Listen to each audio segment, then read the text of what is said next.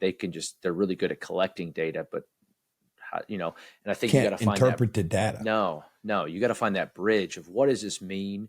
And then how does it going to actually make change? Because if I'm just collecting data and making cool spreadsheets, but it doesn't change anything, then I'm just wasting a lot of time. Wasting time, a lot of time.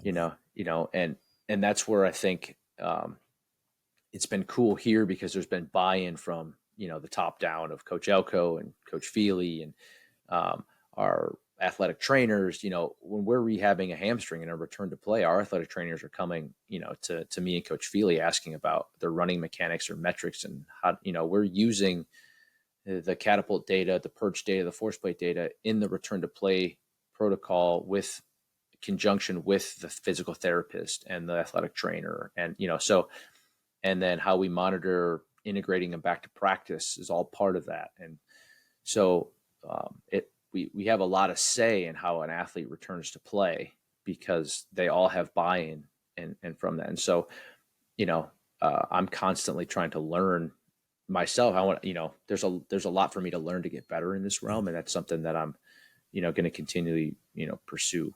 And you add value as a coach, and that's critical. Yeah.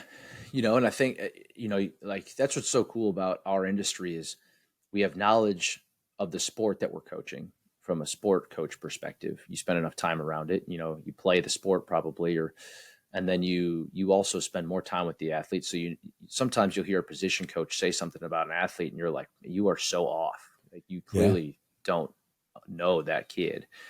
And then you get to do their return to play from an injury. You get to do their training. You touch them in every different facet of the program. And so when you have a coach that then values your input, you have a lot to say, and it's been the greatest profession for sure. Yeah. It's the greatest profession in coaching. There's not in my humble opinion, there's not a better role for a young coach to take than being a strength coach, because it's you get so much more time with some of the finest human beings that walk the face of this earth. Now, the other question that came up was on NordBoard.